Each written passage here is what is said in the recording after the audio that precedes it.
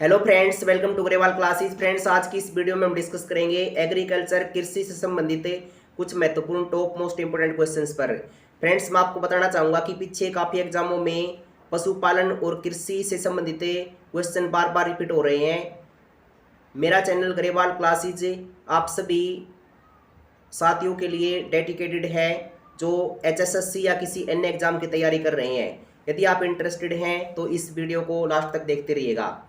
देखिए, पहले क्वेश्चन पे चलते हैं। कौन सी कृषि पद्धति 21वीं सदी की कृषि हेतु आवश्यक मानी जा रही है? यहाँ पर देखिए 21वीं सदी कृषि पद्धति की बात की गई है। यहाँ पर ए ऑप्शन में बहु प्रकार की खेती पद्धति, बी ऑप्शन में यहाँ पर यंत्रीकरण कृषि, सी ऑप्शन में यहाँ पर पारिस्थितिक कृषि और डी ऑप्शन में यहाँ पर सहकारी कृषि दी गई है। इसका राइट आंसर पारिस्थितिक कृषि हो जाएगा। 21वीं सदी की कृषि के लिए जो है पारिस्थितिक कृषि जो है की पद्धति जो है प्रमुख रूप से मानी जा रही है। सी ऑप्शन इसका राइट आंसर हो जाएगा। अगले क्वेश्चन पे आते हैं। मृदा की घटती हुई उर्वरता एवं उत्पादकता को बचाने के लिए किस कृषि पद्धति का प्रयोग आवश्यक हो गया है? यहाँ पर देखिए, जो मिट्टी की घटती हुई उर्वरता है और उत्पादकता है उसको बचाने के लिए किस कृषि पद्धति का प्रयोग आवश्यक हो गया है? यहाँ पर ए ऑप्शन में फसल चक्र दिया गया है, बी ऑप्शन में समन्वित पोषक प्रबंध दिया गया है, सी ऑप्शन में समन्वित कीट प्रबंध दिया गया है और डी ऑप्शन में यहाँ पर पर्माकल्चर दिया गया है। इसका राइट आंसर पर्माकल्चर हो जाएगा। पर्माकल्चर डी ऑप्शन इसका राइट आंसर हो जाएगा। अगले क्वेश्चन पे आते हैं। भारत के किस क्षेत्र में दूध की उपलब्धता सबसे कम है? यहाँ पर देखिए, दूध की उपलब्धता सबसे कम किस क्षेत्र में है भारत में?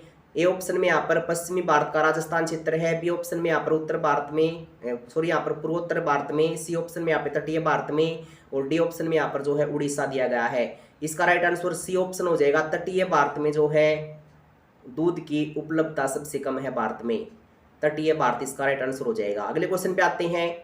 यहाँ पर देखिए, सूची 1 और सूची 2 दी गई है।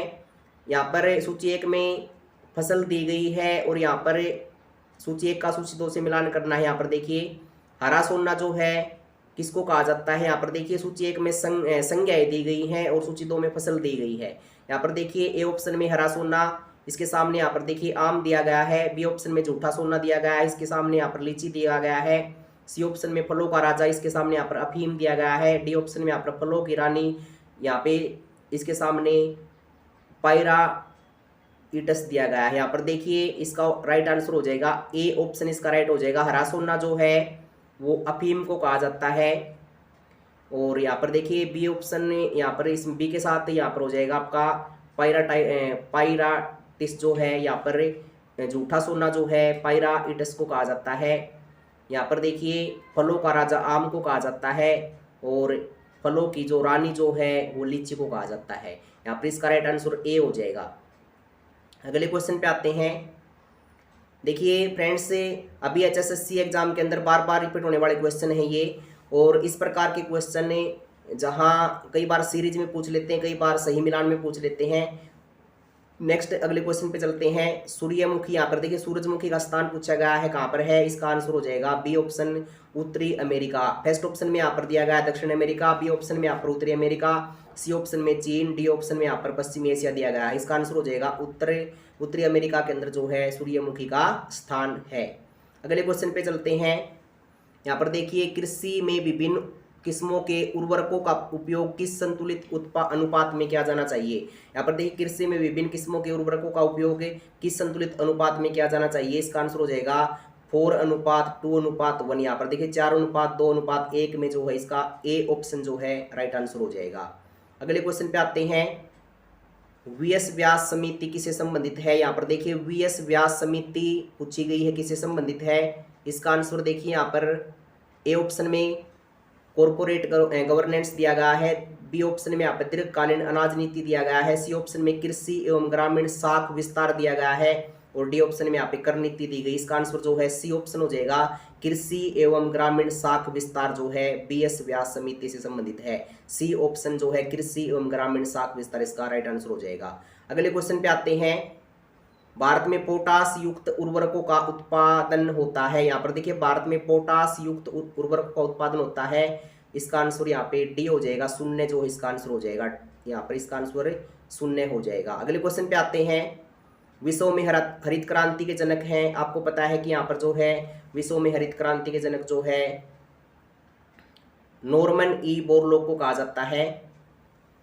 और यहाँ पर देखिए इसका आंसर जो है A option Norman E Borlaug हो जाएगा। अगले क्वेश्चन पे आते हैं।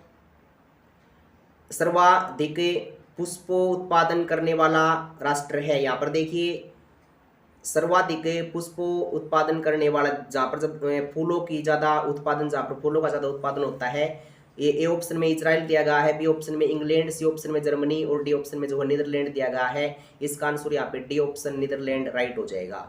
सर्वाधिक पुष्पों उत्पादन करने वाला जो राष्ट्र है वो नीदरलैंड है। अगले क्वेश्चन पे आते हैं। ड्रिप सिंचाई पद्धति का जन्म स्थान कहाँ माना जाता है? ड्रिप सिंचाई पद्धति का संबंध कहाँ माना जाता है? इसका राइट आंसर जो है इजराइल हो जाएगा। यहाँ पर देखिए ए ऑप्शन में इंग्लैंड दिया गया है, बी ऑप्शन में इजराइल, सी ऑप्शन में जर्मनी और डी नंबर पे यहाँ पे चीन दिया गया है। इसका आंसर जो है इजराइल हो जाएगा। ड्रिप सिंचाई पद्धति का जन्म स्थान इजराइल है, बी ऑप्शन यहाँ पे इसका राइट हो जाएगा। अगले क्वेश्चन पे आते हैं। नेफेड संबंधित है, यहाँ पर देखिए इसका ऑप्शन नंबर ए में पशुपालन से संबंधित है, बी ऑप्शन में ईंधन संरक्षण से, सी ऑप्शन में कृषि उत्पादों के विपणन से और डी ऑप्शन में यहाँ पे कृषि यंत्रों से। यहाँ पर देखिए नेफेड जो है वो संबंधित होता है कृषि उत्पादों के विपणन से। यहाँ पर सी ऑप्शन इसका राइट आंसर हो जाएगा। अगले क्वेश्चन पे आते हैं।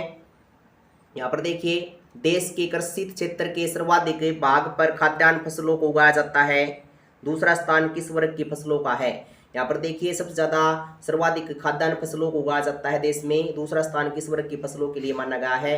यहाँ पर देखिए फर्स्ट ऑप्शन पर दलहनी वर्ग की फसलों के बारे में पूछा गया है, बताया गया है। यहाँ पर बी ऑप्शन में तिलहन वर्ग की फसलों के बारे में बताया गया है, सी ऑप्शन में फलों के अधीन क्षेत्र के बारे में बताया गया है, डी ऑप्शन में यहाँ पर गन्ना के अधीन क्षेत्र के बारे में बताया गया है। इसका आंसर जो है बी ऑप्शन तिलहनी वर्ग की फसलों के बारे में। सेकंड नंबर पे जो है तिलहन वर्ग की फसलों के लिए जो है माना जाता है कृषि क्षेत्र यहाँ पर देश में। यहाँ पर बी ऑप्शन इसका राइट आंसर हो जाएगा। अगले क्वेश्चन पे आते हैं।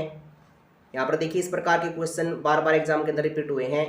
यदि आप इंटरेस्टेड हैं तो इस वीडियो को लास्ट तक देखते रहिएगा। सदाबहार क्रांति भारत में कृषि उत्पादन बढ़ाने के लिए प्रयोग में लाई गई। देखिए यहाँ पर सदाबहार क्रांति भारत में कृषि उत्पादन बढ़ाने के लिए प्रयोग में लाई गई। यहाँ पर देखिए आपको पता है कि यहाँ पर ए ऑप्शन में नॉर्मन बोरलॉग द्वारा पहले आप पढ़ चुके हैं, जो कि यहाँ पर हरित क्रांति के जनक माने गए हैं विश्व में। बी ऑप्शन में यहाँ पर एस स्वामीनाथन द्वारा जो है, बी ऑप्शन यहाँ पे इसका राइट आंसर हो जाएगा। यहाँ पर देखिए पूछा गया है सदाबहार क्रांति भारत में कृषि उत्पादन बढ़ाने के लिए प्रयोग में लाई गई थी, तो एम एस स्वामीनाथन के द्वारा जो है, एम.एस.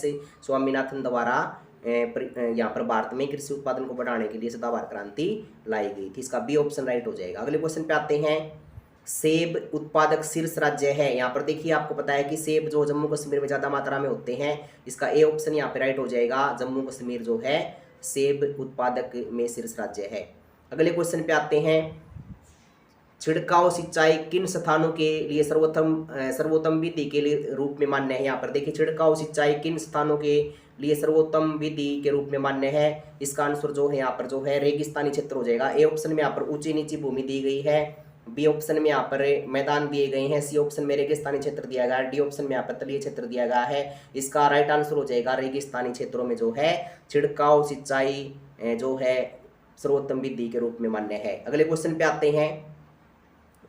कृषि लागत एवं मूल्य आयोग की स्थापना हुई है। देखिए कृषि लागत एवं मूल्य आयोग की स्थापना जो है यहाँ पर ए ऑप्शन में 1965 में, बी ऑप्शन में 1974 में, सी ऑप्शन में 1980 में और डी ऑप्शन में 1991 में। यहाँ पे देखिए ऑप्शन 1965 में जो है इसका राइट आंसर हो जाएगा। कृषि लागत एवं मूल्य आयोग की स्थापना जो है, मूल्य आयोग की स्थापना 1965 में हुई है। अगले क्वेश्चन पे आते हैं। भारत में प्रति व्यक्ति, देखिए यहाँ पर 18 नंबर क्वेश्चन में पूछा गया है, भारत में प्रति व्यक्ति वर्ष अंडों की खपत लगभग कितनी है? भारत में प्रति व्यक्ति प्रति वर्ष पूछी गई है, अंडों की खपत लगभग कितनी है? यहाँ पर इसका आंसर जो है 55 हो जाएगा। ए ऑप्शन यहाँ पर राइट हो जाएगा। 55 जो है प्रति व्यक्ति प्रति वर्ष अंडों की खपत भारत में है।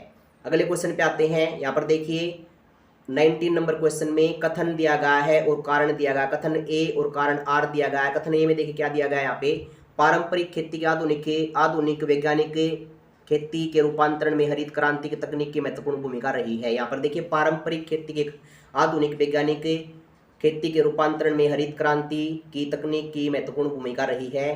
कारण यहाँ पर बताया गया, इसमें सामाजिक एवं पर्यावरणीय लागत सम्मिलित नहीं होती। यहाँ पर देखिए इसका आंसर ए ऑप्शन में यहाँ पे ए तथा आर दोनों सही है, आर ए की सही व्याख्या है। बी ऑप्शन में यहाँ पे ए तथा आर दोनों सही है, आर ए की सही व्याख्या नहीं है। इसका बी यहाँ पे राइट हो जाएगा, क्योंकि यहाँ पर जो है ए आर दोनों सही है लेकिन आर ए की सही व्याख्या नहीं है। यहाँ पर इसका बी आंसर राइट हो जाएगा। अगले क्वेश्चन पे आते हैं, सर्वाधिक रबड़ उत्पादक राज्य कौन सा है। देखिए यहाँ पर सर्वाधिक रबड़ कहाँ पे पाया जाता है, आपको पता है थाईलैंड के अंदर जो है, थाईलैंड के अंदर जो है आपको पता है सफेद हाथी भी पाए जाते हैं थाईलैंड के अंदर। यहाँ पर देखिए ए ऑप्शन में इंडोनेशिया है, बी ऑप्शन में थाईलैंड है, सी ऑप्शन में मलेशिया है, डी ऑप्शन में भारत है। यहाँ पर जो इसका राइट आंसर जो है सर्वाधिक रबड़ जो है वो थाईलैंड के अंदर होता है, बी ऑप्शन इसका राइट आंसर हो जाएगा। अगले क्वेश्चन पे आते हैं, किसान क्रेडिट कार्ड वार्षिक समीक्षा की स्तर पर कितने वर्ष के लिए वैध है।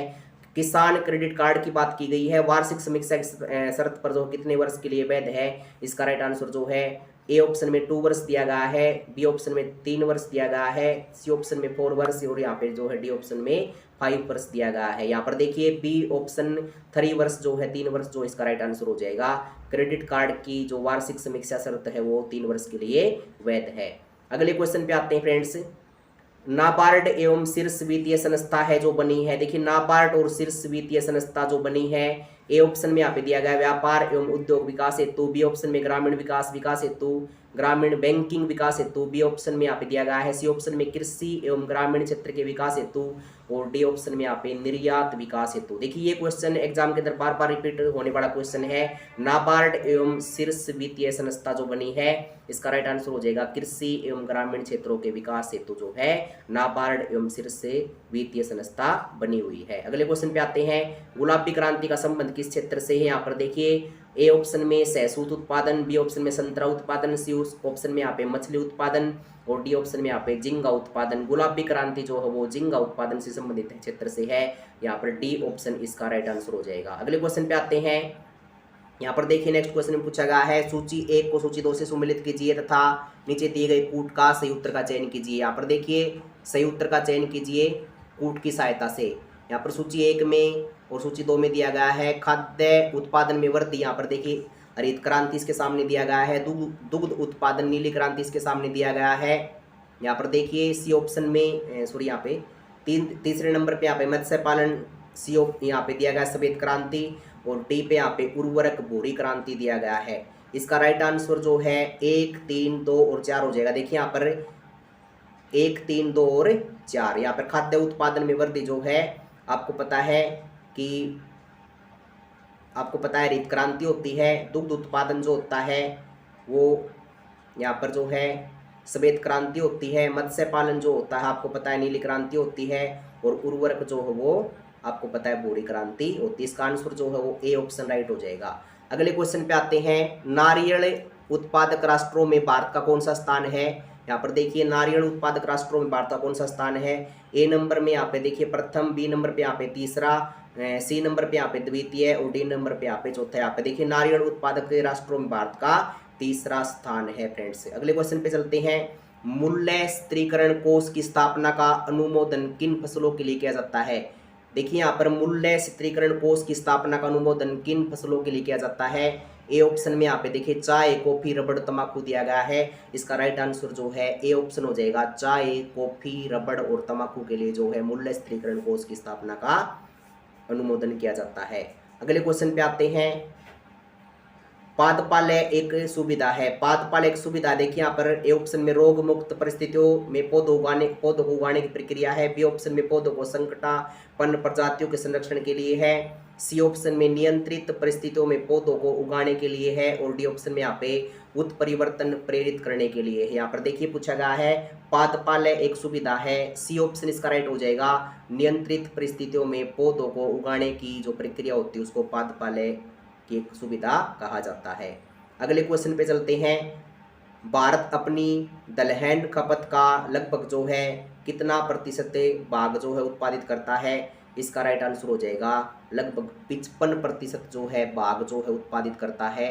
यहाँ पर जो है इसका बी ऑप्शन राइट हो जाएगा। भारत अपनी दलहन खपत प्रतिशत जो है बाघ उत्पादित करता है, तो यहाँ पर जो इसका राइट आंसर हो जाएगा 55%।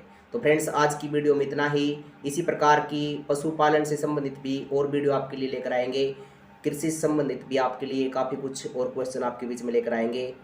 यदि आप इंटरेस्टेड हैं तो ग्रेवाल क्लासेस यूट्यूब चैनल को सब्सक्राइब करें। Thanks for watching video.